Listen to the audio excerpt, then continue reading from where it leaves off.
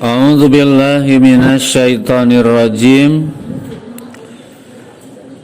Wa idza talaqtumun nisaa, dan jika kalian menalak istri-istri. Nah, urusan yang berkaitan dengan talak udah kita bahas pada ayat-ayat sebelumnya. Fabalagna ajalahunna, kemudian mereka sudah sampai pada batas iddah mereka, maka fa'amsikuhunna bima'rufin aw sarrihuhunna bima'rufin. Kalaulah mereka sudah ada pada batas akhir iddah, maka bagi kalian para laki-laki, kalau mau menahan mereka, tahanlah dengan cara yang baik. Maksudnya, tahan dengan cara yang baik itu, rujuklah bekas istri kalian itu bima'rufin, dengan cara yang baik. Dalam arti apa? Dalam arti rujuk lagi dengan bekas istri itu dengan memiliki tujuan ingin memperbaiki, gitu ya, ingin memperbaiki rumah tangga yang pernah retak. Tentunya apa? Tentunya harus ada i'tikad dari kedua belah pihak, baik suami ataupun istri, untuk sama-sama berintrospeksi diri. Itu jangan merasa, ya, laki-laki merasa lebih berjasa, istrinya merasa lebih berjasa. Itu nggak akan benar rumah tangga kayak begitu. Nah, kalau dua-duanya ada i'tikad memperbaiki rumah tangga, silahkan, ya. Fa'amsikuhunna, amsiku di sini dalam arti tahan mereka dengan cara kalian rujuklah lagi. Awsarrihuhunna bima'rufin, atau kalian lepaskan mereka dengan cara yang baik.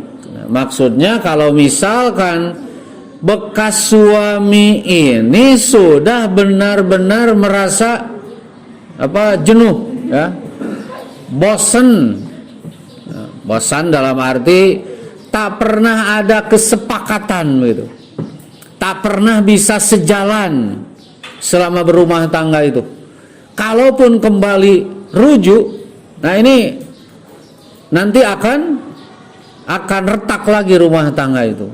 Nah, daripada nanti akan retak lagi, lebih baik lepaskan saja mereka bima'rufin, dengan cara yang baik, gitu. Nah, bagaimana yang dimaksud dengan cara yang baik itu? Ya, cara yang baik itu sebagaimana dulu ketika kita suami menginginkan istri itu, gitu. Kalau dulu seorang laki-laki baik-baik, ya, datang kepada orang tuanya, memohon, meminta dan segala macamnya, sehingga diberikan si anak perawannya itu, anak gadisnya itu, gitu. Nah, sekarang kita sudah nggak ada minat lagi nih. Jangan dibuang di pinggir jalan. Jangan dibuang di pinggir jalan. Kita pun harus baik-baik, datang kepada orang tuanya, kita katakan, saya atau kami sudah menjalani kehidupan rumah tangga, tapi entah bagaimana ternyata sulit, susah adanya kesepakatan, sulit, susah menempuh satu jalan, selalu berlawanan, dan ini memicu pertengkaran. Daripada rumah tangga awet rajet, maka kami sudah sepakat berdua untuk berpisah saja. Nah, laksanakan itu semua. Itu yang dimaksud cara yang baik. Jangan begini, udah bosan sama istrinya pergi gitu. istrinya ditinggalkan begitu saja. Setelah pergi si laki-lakinya kawin lagi sama gadis yang lebih muda, cantik lagi, kaya lagi. Wah, datang ka urut pamajikan nama panas, pan teueunah eta mah. Nah, jangan kayak begitu kan. Eta teu balik tara laki kitu kudu dibabuk tah mah. Enggak boleh ya. Enggak boleh begitu.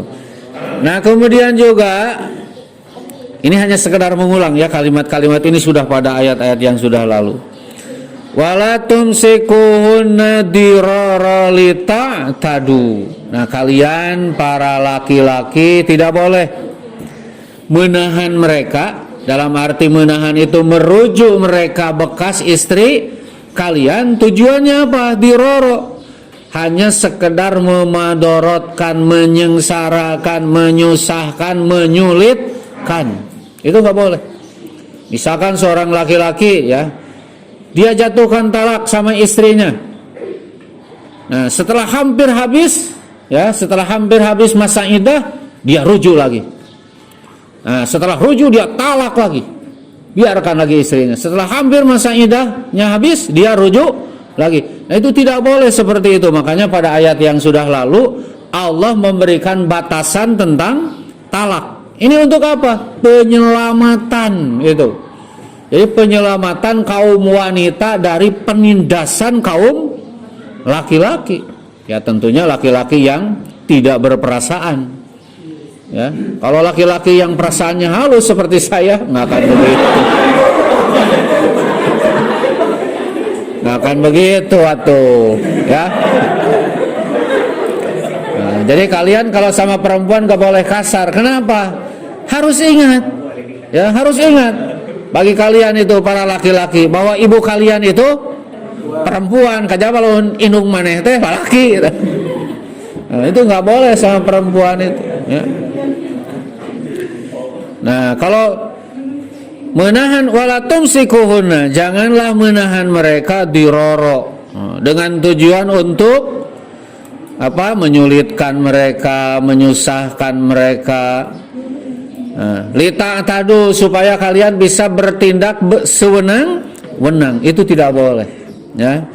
Jadi mau dilepaskan, mau dirujuk, tapi harus bima rufin. Nah, bahkan di sini Allah mengancam dengan menyatakan wa may yaf'al dzalika faqad dzalama nafsahu.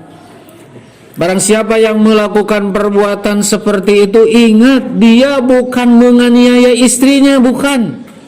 Justru hakikatnya dia telah dzalama nafsahu, menganiaya dirinya sendiri. Itu tidak boleh.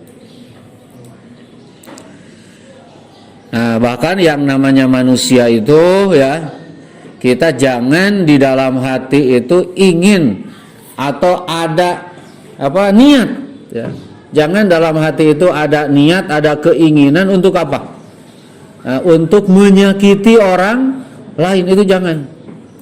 Sebab apa? Sebab yang namanya manusia itu nanti akan terkena hukum sebab akibat.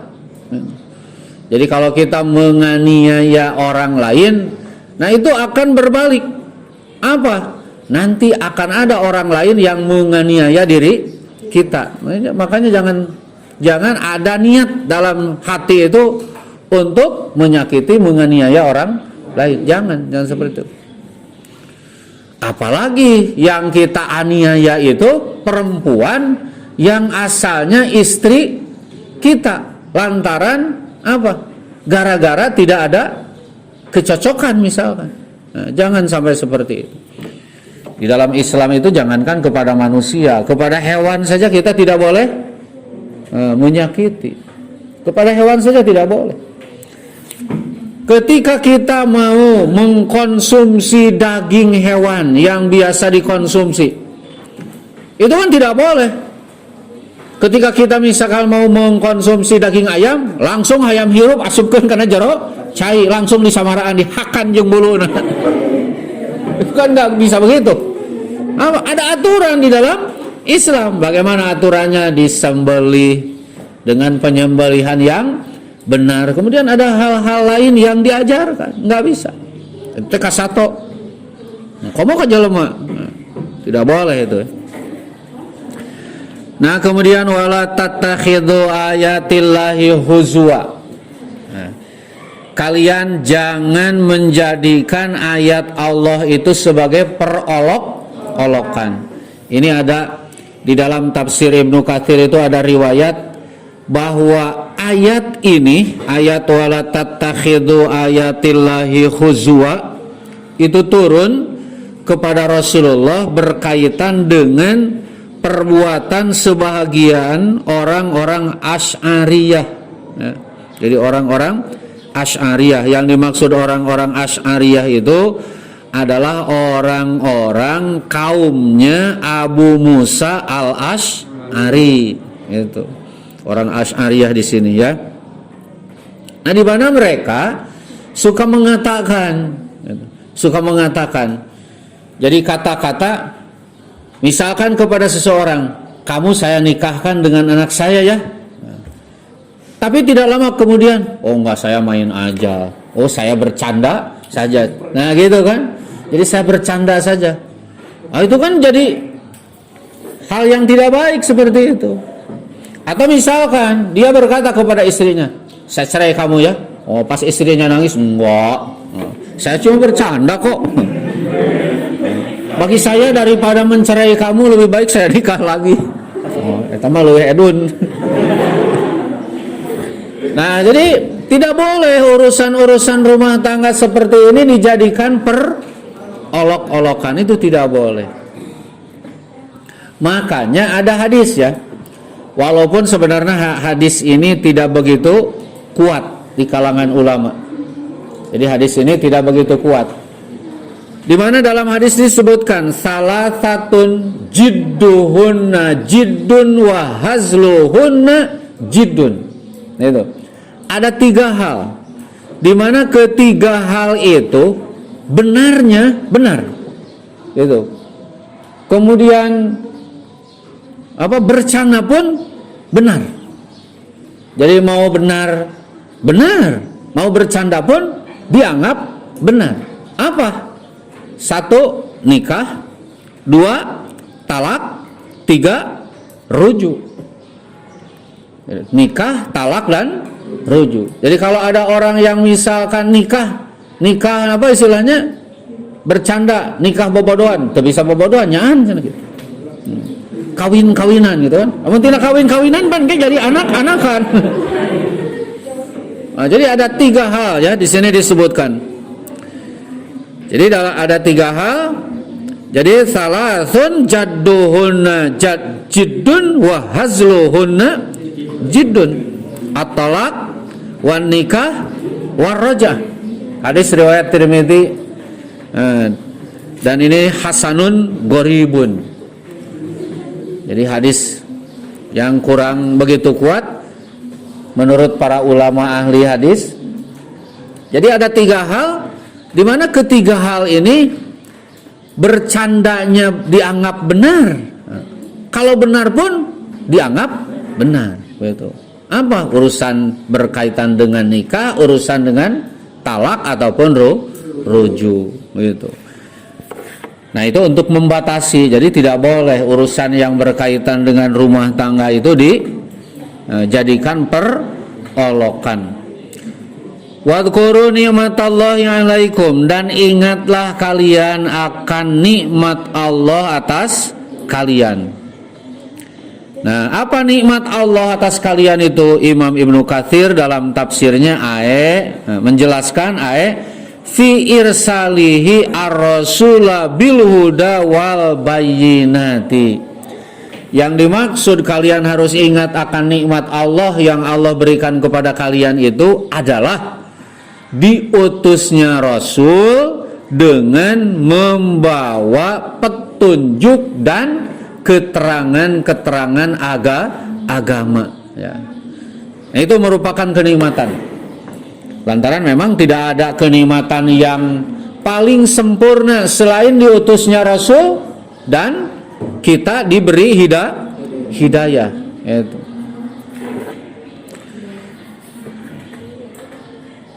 Makan jadi tidak enak, memiliki harta jadi tidak ada gunanya.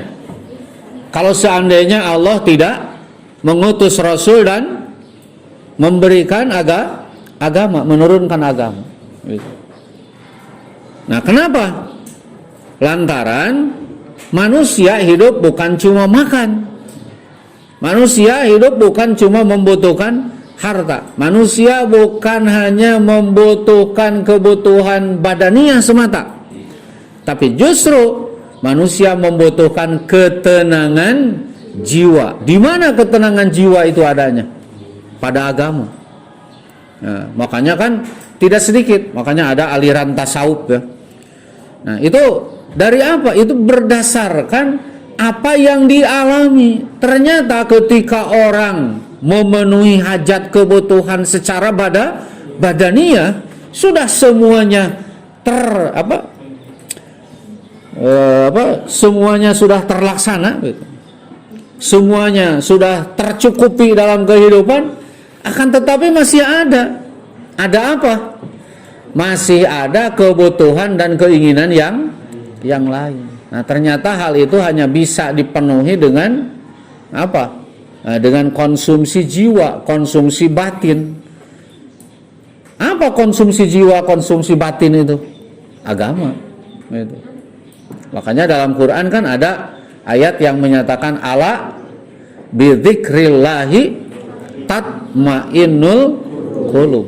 Nah, jadi yang bisa menenteramkan hati itu ternyata bukan cuma duit, bukan cuma harta yang melimpah ruah, bukan pangkat dan kedudukan yang tinggi, tapi apa? Nah, zikrullah ya, zikrullah. Apa zikrullah itu? Ada sebagian ulama yang menyebutkan Al-Quran. Al-Quranlah yang bisa menuntun manusia kepada ketenangan hidup. Makanya ada yang mengambil jalurnya itu khusus jalur untuk mendapatkan ketenangan jiwa. Wa ma anzala alaikum minal kitab, dan apa yang Ia turunkan untuk kalian minal kitab, dari Alkitab, maksudnya Al-Quran, wal hikmata, dan hikmah. Maksud hikmah di sini adalah as-sunnah. Jadi hikmah di sini artinya sunnah. Ya'idzukum bih, Ia menasehati kalian dengannya. Wattaqullaha, dan bertakwalah kepada Allah. Wa'lamu, dan ketahuilah annallaha, sesungguhnya Allah bikulli syai'in, atas segala sesuatu, alimun, maha mengetahui.